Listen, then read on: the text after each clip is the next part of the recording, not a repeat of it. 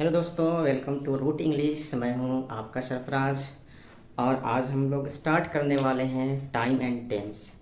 तो आइए शुरू करते हैं। टाइम एंड टेंस पढ़ने के लिए हम लोगों को time and tense time and tense पढ़ने के लिए हम लोगों को कुछ बेसिक स्ट्रक्चर जानने की नीड्स होती है। तो हम लोग एक एक स्ट्रक्चर करके सीखेंगे कि कैसे टाइम एंड टेंस को पढ़ते हैं, उससे हम लोग कैसे सेंटेंस कंपोज करते हैं। तो टाइम एंड टेंस में सबसे पहले हम लोगों को जो पढ़ना है वो है सिंपल प्रेजेंट टेंस। सबसे पहला है सिंपल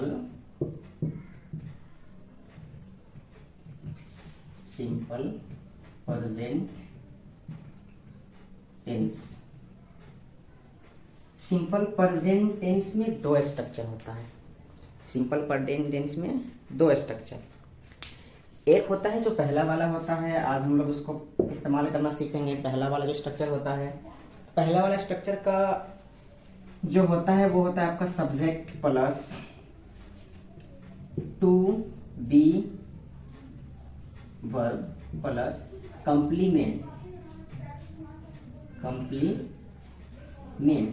ये टू बी वर्ब क्या है? टू बी वर्ब में, क्योंकि हम लोग सिंपल प्रेजेंट टेंस पढ़ रहे हैं, टू बी वर्ब के अंदर आपका आ जाएगा इज एम आर। इसको टू बी वर्ब क्यों कहते हैं ये हम लोग कभी नेक्स्ट वीडियो में कभी जानेंगे, है ना। अभी सिंपल प्रेजेंट टेंस का पहला स्ट्रक्चर पे हम लोग फोकस करते हैं। सबसे पहला जो बात है कि भाई when we can use the structure, है ना। इस स्ट्रक्चर का हम लोग इस्तेमाल कब कर सकते हैं? इस स्ट्रक्चर का इस्तेमाल हम लोग करते हैं जब कभी भी प्रेजेंट टाइम में सब्जेक्ट के बारे में बताना हो, सब्जेक्ट को क्वालिफाई करवाना हो, सब्जेक्ट का स्टेट ऑफ बीइंग बताना हो, तो हम लोग इस स्ट्रक्चर का इस्तेमाल कर देते हैं।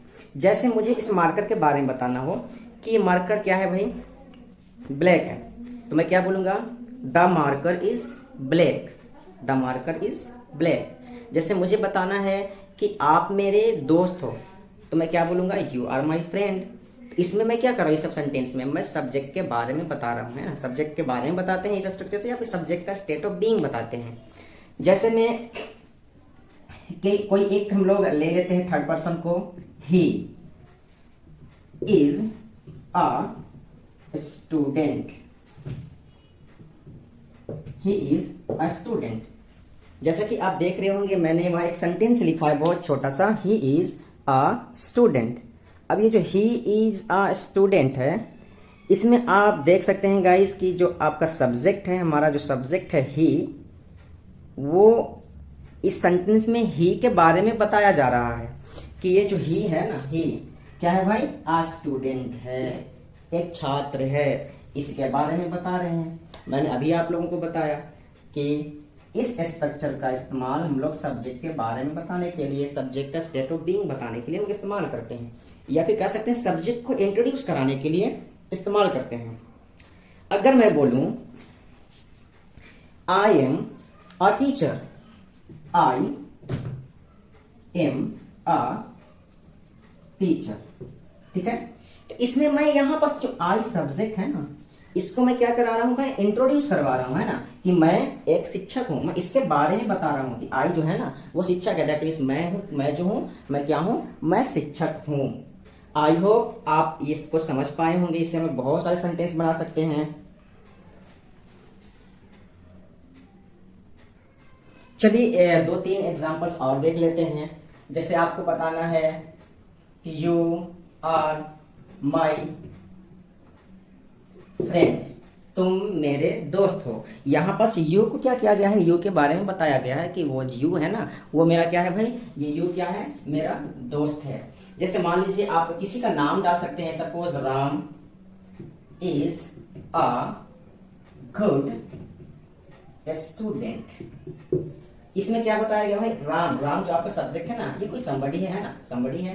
अब इसके बारे में बताया जा रहा है कि राम एक क्या है भाई? अच्छा छात्र है। मैंने अभी स्टार्टिंग में बताया कि इस वाले स्ट्रक्चर से, that means simple present tense का जो पहला स्ट्रक्चर है, subject plus to be verb that is am are plus complement, इसका इस्तेमाल हम लोग सब्जेक्ट का स्टेट ऑफ बीइंग, सब्जेक्ट के बारे में बताने के लिए करते हैं।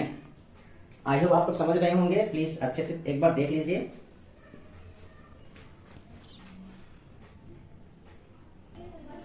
अब एक और बात माइंड में आ रहा होगा, क्वेश्चन क्रिएट हो रहा होगा कि कॉम्प्लीमेंट क्या है ना। अगर जो पहले से जान रहे होंगे अच्छी बात है, और जिन्हें पता नहीं होगा वो प्लीज़ यहाँ पास थोड़ा सा ध्यान से सुनिएगा। नाउन या एडजेक्टिव, कॉम्प्लीमेंट में क्या आता है, नाउन या एडजेक्टिव। कॉम्प्लीमेंट कहते किसको है, तो आप कह सकते हैं the word that comes after to be verb and makes the sentence complete is called complement. In Hindi you can say कि वो शब्द, वो वर्ड, वैसे तो मैं यहाँ लिख दिया हूँ, नाउन या एडजेक्टिव ही आएगा। सो जो आपका टू बी वर्ब मैंने अभी थोड़ा देर पहले बताया था कि टू बी वर्ब में यहाँ पास अभी हम लोग सिंपल प्रेजेंट पढ़ रहे हैं, तो इसमें इजी एम आर की बातें हो रही हैं। तो इजी एम आर के बाद आकर जो सेंटेंस को कंप्लीट करता है उसको हम लोग क्या बोलते हैं, कंप्लीमेंट बोलते हैं। एग्जाम्पल के लिए मान लीजिए कि आपका, मैं यहाँ पास लिखूँ ही इज, स्टॉप कर दूँ, शी इज, स्टॉप कर दूँ, मैं लिखूँ यू आर। अब आप बताइए मुझे क्या ये सेंटेंस सही है। मैंने 3 सेंटेंस लिखा, प्लीज आप देखें और बताएं कि he is, she is, you are, क्या ये सही है। वो है, यू आर, तुम हो। अब ऐसे बोलने से अगर कोई आपको बोल दे कि तुम हो तो आप थोड़ा सा कंफ्यूज हो जाएंगे, भाई मैं हूं, मैं क्या, आगे तो बता दो। अब देखिए ये इनकम्प्लीट है, ये अभी क्या है, इनकम्प्लीट है। तीनों सेंटेंस जो है ना रॉन्ग है, दैट इसे कंप्लीट नहीं है, इसको कॉम्प्लीमेंट की जरूरत है। अब यहाँ पर कोई भी नाउन या एडजेक्टिव आप मेंशन करिएगा, सेंटेंस सही हो जाएगा। जैसे ही इज, अगर मैं बोल दूं he is a student, he is a student, student यहाँ पर क्या है, नाउन है। अब ये क्या हो गया, सही हो गया कि वह एक छात्र है। जैसे अभी यहाँ पर सी इज है, अगर मैं, ये तो नाउन हो गया, अगर मैं यहाँ पर कोई एडजेक्टिव भी डालूं सही हो जाएगा। जैसे मैं डालू ना सी इज ऑनेस्ट, ऑनेस्ट, ऑनेस्ट क्या है आपका, एडजेक्टिव है, एडीजे मींस एडजेक्टिव है, शॉर्ट फॉर्म है एडजेक्टिव का। ये मैं ऑनेस्ट लगा डाल, वहां पर मेंशन कर दिया, शी इज ऑनेस्ट, वो ईमानदार है। अगर ऐसे है यू आर, ठीक है, यू आर, अब आर के बाद कोई नाउन या एडजेक्टिव डाल करके आप मेंशन कर सकते हैं। अगर मेंशन कर दो ना you are rich, you are poor, ये भी हो जाएगा, यू आर रिच, तुम अमीर हो, यू आर पुअर, तुम गरीब हो। अब ये जो आ करके सेंटेंस, ये भी आपका एडजेक्टिव हो गया। अब ये आ करके सेंटेंस को क्या कर दिया, कंप्लीट कर दिया, सेंटेंस को रॉन्ग से राइट कर दिया। अब ये जो सेंटेंस को कंप्लीट कर दिया ना, इसी को हम लोग क्या बोलते हैं, कॉम्प्लीमेंट। आई होप समझ रहे होंगे आप लोग, इसी को हम लोग क्या बोलते हैं, कॉम्प्लीमेंट बोलते हैं। अब ये तो हम लोग पहला स्ट्रक्चर पढ़ रहे हैं। अब इसके कुछ कुछ अलग अलग इसके आप कह सकते हैं कि जैसे इसका नेगेटिव होता है, ये तो अफर्मेटिव है ना, इसको अफेक्टिव भी बोलते हैं। इसका नेगेटिव, इसका इंटेरोगेटिव, इसका इंट्रोगेटिव, उसको भी हम फटाफट देख लेते हैं। जैसे मान लीजिए ये तो आपका हो गया असर्टिव, इसका नेगेटिव क्या हो जाएगा, इसका नेगेटिव स्ट्रक्चर हो जाएगा सब्जेक्ट प्लस इज एम या are plus not plus COM dot, COM means आपको समझ लेना है कॉम्प्लीमेंट। आपको एक बात बताओ, एक ये जो नोट है ना, नोट एक ये ऐसा एडवर्ब है ना, ऐसा एडवर्ब है, ये हमेशा ये ऑक्सिलरी वर्ब के जस्ट बाद आता है। एक आप कह सकते हैं ग्रामेटिकल रूल भी है, auxiliary verb plus note always, है ना। इज एम आर क्या है, ऑक्सिलरी वर्ब है, ये हम लोग कभी वीडियो में पढ़ेंगे अच्छे से, ऑक्सिलरी वर्ब होता क्या है, auxiliary verb plus note always. तो अब इसको नेगेटिव बनाना था, तो हमने क्या करा, इज एम आर जो आपका ऑक्सिलरी वर्ब है ना, उसके बाद मैंने नोट को मेंशन कर दिया, इसको नेगेटिव बना दिया। अब ये जो आपके सेंटेंस है ना, आप इसको नेगेटिव आसानी से बना सकते हैं। आपको ये सारे जो सेंटेंस है इसको नेगेटिव बनाने के लिए कुछ भी नहीं करना है, बस इज एम आर के बाद में नोट को मेंशन कर देना है। जैसे ही इज अ स्टूडेंट, इसका नेगेटिव क्या हो जाएगा, he is not a student, है ना, वह छात्र नहीं है। जैसे मान लीजिए सी इज ऑनेस्ट, इसका भी नेगेटिव बन सकता है, सी इज नॉट ऑनेस्ट, वह ईमानदार नहीं है। जैसे यू आर रिच, इसका भी नेगेटिव आप बना सकते हो, यू आर नॉट रिच, आप अमीर नहीं हो, है ना, बहुत आसानी से बनेगा नेगेटिव। अब फटाफट इसका हम लोग इंटेरोगेटिव, अभी इंट्रोगेटिव में हम लोग सिर्फ और सिर्फ यस नो क्वेश्चन पढ़ेंगे। वैसे इंट्रोगेटिव है ना, वो अपने आप में एक बहुत बड़ा टर्म है, इंट्रोगेटिव बहुत बड़ा टर्म है अपने आप में। तो अगर आपको इंट्रोगेटिव पढ़ना है ना, तो इंट्रोगेटिव में से हम लोग को पढ़ना है WH क्वेश्चन, वो कभी हम लोग अच्छे से डिटेल में पढ़ेंगे, है ना। अभी हम लोग सिर्फ और सिर्फ इंटेरोगेटिव में यस नो जानेंगे। ये तो नेगेटिव तो हो गया, अब इंटेरोगेटिव में देख लेते हैं, सॉरी INTRRO इंटेरोगेटिव। इंटेरोगेटिव देख लेते हैं। इसका इंटेरोगेटिव का स्ट्रक्चर बहुत आसान, जैसे तो क्वेश्चन का जो स्ट्रक्चर होता है ना बहुत आसान होता है। वो क्या होता है, आपका जो हेल्पिंग वर्ब है ना उसको हम सब्जेक्ट से पहले मेंशन कर देते हैं। फॉर एग्जांपल आपका ये जो हेल्पिंग वर्ब है ना इज एम आर, इसको हम लोग पहले मेंशन कर देंगे। Is am are plus subject plus में सी और एम, मतलब अभी मैंने बताया कि कंप्लीमेंट है ना, कंप्लीमेंट प्लस, क्योंकि ये इंटरोगेटिव है तो इंटरोगेटिव में आपको ये जो आपका जो क्वेश्चन मार्क है ना ये बहुत इंपॉर्टेंट हो जाता है। इसको मेंशन नहीं करेंगे सेंटेंस रॉन्ग हो जाता है हमारा, तो ये आपका इंटरोगेटिव मार्क वहां पास मेंशन हो जाएगा at the end of the sentence.